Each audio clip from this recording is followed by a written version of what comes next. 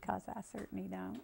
That's why there's division of labor here. You know what you're doing, I know what I'm doing, and they know what they're doing. And it works. And that's what I call tossing the ball and letting it go. Mm-hmm.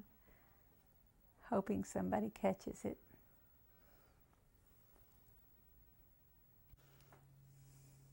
Stand by for speed. There's an airplane. And stand by for speed.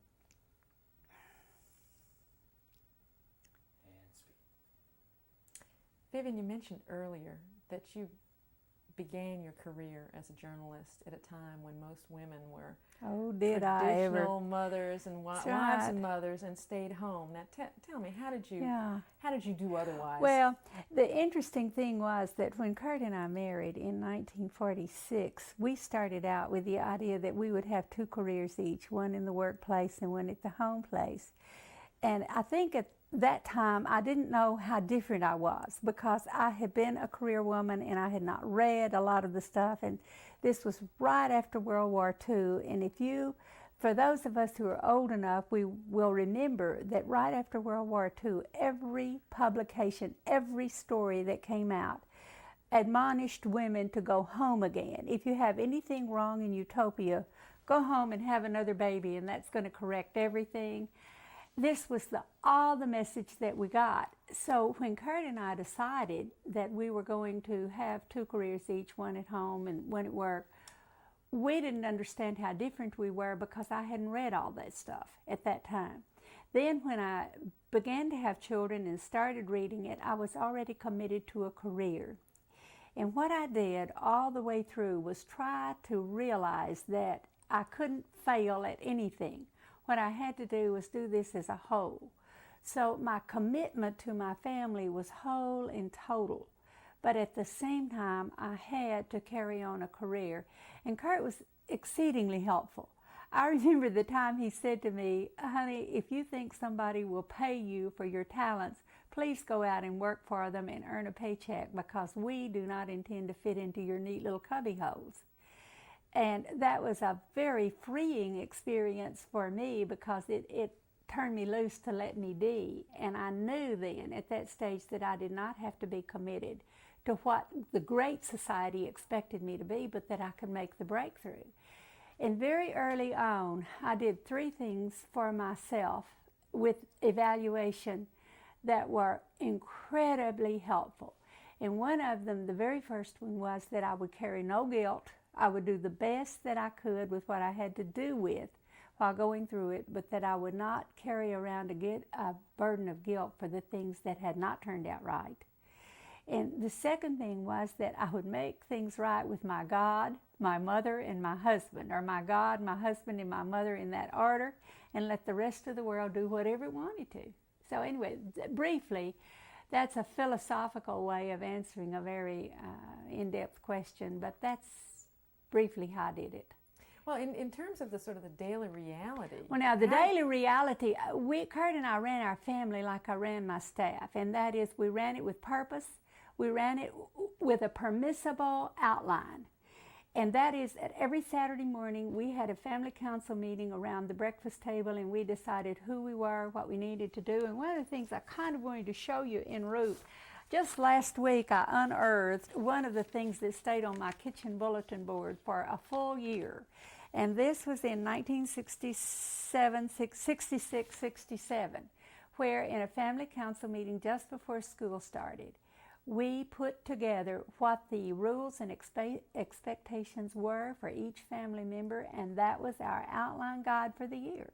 Now, I don't mean that things worked perfectly. They didn't. There were pieces always falling out, as pieces always fall out in life. But what it did was to give each of us what the expectation level was for the others. Another thing that I did, just a little thing, I always had a rule and an understanding with my children that if they had a need, they let me know to put it on my calendar, if at all possible. For instance, we would not go after work back to the store to pick up school supplies. If they needed a pencil or a tablet for tomorrow's schoolwork, they let me know before I left the office so that I could stop on the way home and pick that up.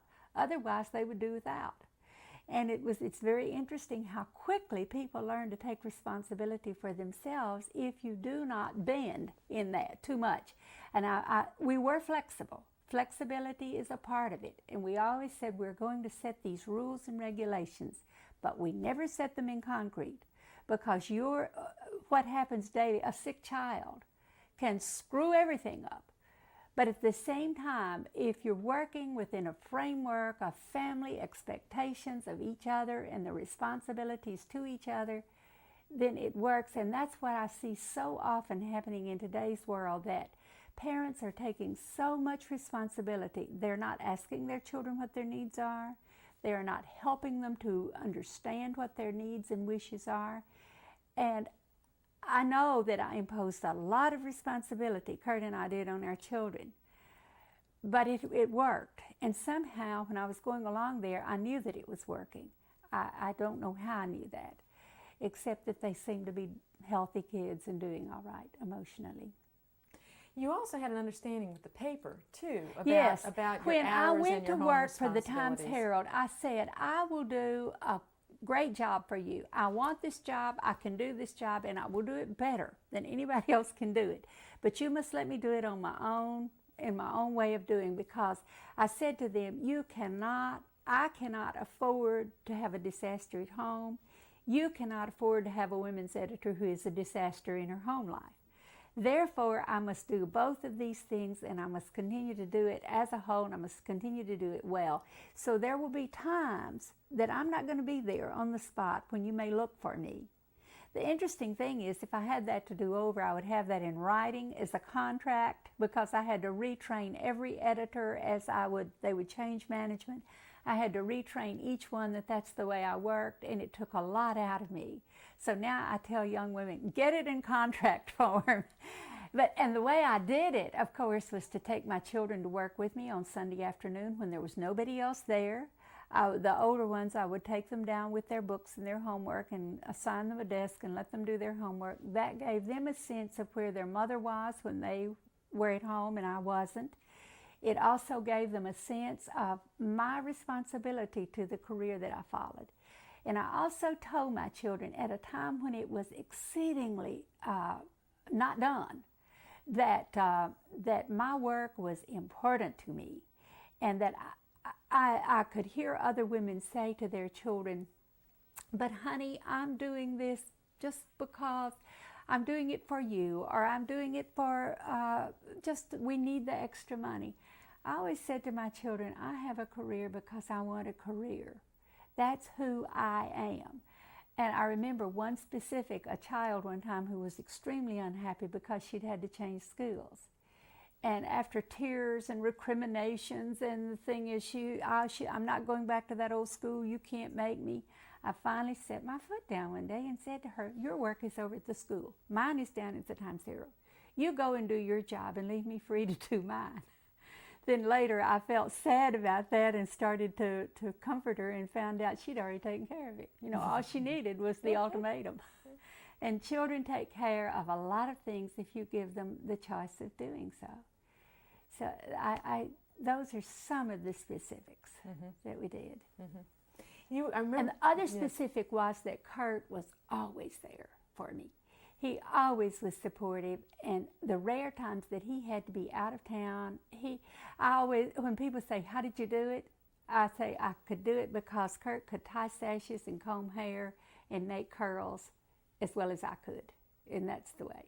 Also, very early, they learned to iron their own clothes, they learned to fold their own socks, they do all this sort of thing that they did. I remember you telling me a story about how the house was organized too, so that there was ways of simplifying and yet keeping the home comfortable as well as practical. Yeah, there was one room that I considered my room. That was the living room, and it was my room, and it always had to be cleaned up and picked up because I needed a sanctuary, a place that I could do. One of the specific thing was that I never folded socks. I always bought all white socks for the children in stretch size, and I put them in a basket together when they came out of the laundry, and it was up to them to find them and put them on. Some of my friends thought my children were underprivileged. And the interesting thing was that they seemed to accept it as the norm because that's the way we did things. And when the children, when the 5 girls were grown, I remember you told me at one point that you kind of reflected back with them on what it was like to have an untraditional mother. I did. I've enjoyed interviewing my daughters as I've enjoyed interviewing other people. And one time I got them all together, all 5 of them, and I said, now tell me from your point of view what was right and what was wrong, what went well and what didn't. And well, one of the fun stories that I find, when my youngest daughter had just graduated from college, she and I did a program called the Mother-Daughter Relationship for a leading organization in Dallas. And they asked her what it was like to grow up with a working mother. And she said, I hated it. I just absolutely hated it. She said, I'd get sick at school, and the nurse would call and say that your child is sick, and the paper would say, well, your mother is out on assignment and we can't reach her right now, and the neighbor would have to come get me. And she said, but she said, see, I turned out okay. So the girls know now that it was okay to have a non-traditional mother.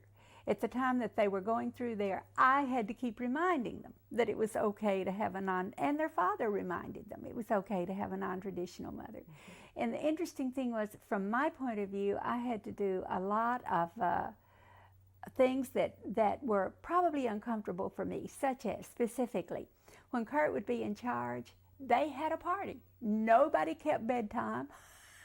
And I came in one night at 10 o'clock and everybody was still up and they were having a great time and the den was in a shambles. But they were just so tuned in. And my immediate reaction was, why don't you have these kids in bed?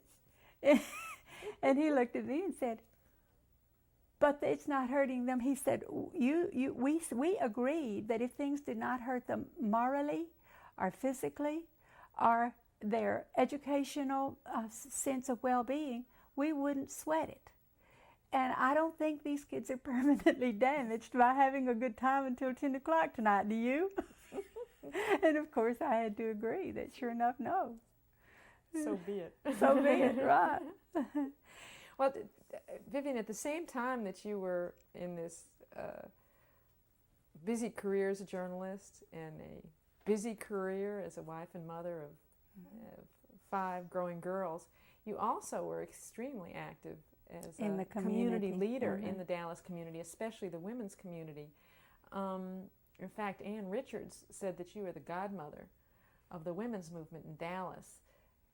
Can you talk a little bit about some of the activities I think you she were probably, active in? yes, I'll get to be specific real quickly, but I think the reason she said that was that I, again, was the span. I was the bridge from what was going on in the community to the greater reading public, and that's probably the reason she assigned that. Specifically and personally, I was involved in all of the opening wedges of the women's movement and the children's rights movement and the custody movement, this sort of thing. The reason being because that's a part of the whole human being, and it's imperative to the whole of us that we take care of these little pieces. So I was one of the founding members of the Dallas Women's Center and of the Women for Change prior to that, one of the 13 women as a founder, one of the founders of the Women's Issues Network, and one of the founders of the Executive Women of Dallas, and the different things that came along. Because I happened to be there and had collected information and people knew me and knew what I did, then I would be drawn in as one of the founders. And that was another thing where my management was not always comfortable. I was on the first Dallas Commission on the Status of Women, and because I wanted to do that and had in the background helped to put together all of the ingredients for that to happen and had been in the background a political motivator in moving the city council and our elected officials to the point in time where this was possible. Then at that stage I knew that I could not take a public role without permission. So I went to my editor and I said to him, this is where I am and I want to do this. And I didn't say, do I have permission to do it? I said, these are things here's the given and here's what I want to do about it. And I want to know what degree of comfort you have with that. And as a result, he said to me, I didn't say, may I? I never asked for permission. And as a result of it, he said, I'm perfectly comfortable with it as long as you do not take a leading position. So that was just great with me. I could be the undergirding framework to help things happen, and somebody else then would take the bows and whatever else came along. But that's how I managed to be involved in all of these as what I consider to be a change agent in the community for what was going on in women's and family issues in the community. And again, what was always so important to me was to do this so that all segments of the community was included. For instance, beginning in 1957, shortly after I went with the Times Herald, I did an annual women's panel for the Times Herald. That every year we had a women's panel that opened up issues that were significant to women. And because I put it together and ran it, what it really served for me was a way that I could get to what's going on in the community and what the people are thinking behind the scenes. And then it would provide a week of stories. Plus, the great bonus was that I then had a first-person, singular person in every segment of the community that I could go to for anything significant that was going on in that community. I knew who to ask. Plus it built that sisterhood. It built a great, wonderful sisterhood that still goes on. I still meet people informally in Dallas, even to this day, who will say to me, when are you going to do another women's panel? And I have used the techniques of that. Again, you never know where you start and where you finish. But what all of these different things that I have done have given me information, ability, and knowledge to do something else so that I can put together another program for somebody else. And I draw from all these different experiences that I've had in the past. And the homemaker panels went on for 25 years. Homemaker panels went on for 25 years. We changed in scope, we changed in the way we did them, we changed in who we asked. But that particular program started, again, it started because I had a need. I had a need in the summertime for stories that had substance and depth. And in July and August in Dallas, nothing goes on at that time. So I created the panels so that women could feed into me some of the information that needed to be reported to the community. As a result of that, then every year we would bring back all of the prior panelists plus community leaders, and we built a kind of a framework of sisterhood that included about 500 women. And we cut across all ages, all ethnicities, all backgrounds, all colors, all interests. And marvelous things happened, such as this year that I seated the president of the Junior League next to the woman from South Dallas who lived in a housing project and whose 8 children were sleeping on the floor because they had no beds. And by the end of the day, the president of the Junior League had not only provided beds for all of the children, she had provided medical care for one of the children in need. So what it really did, what I found out very early on was that women underneath the top surface speak the same language. They all give birth. They're all there together. If you get that top layer off and they hear each other's human needs, that's all it requires to get the needs answered.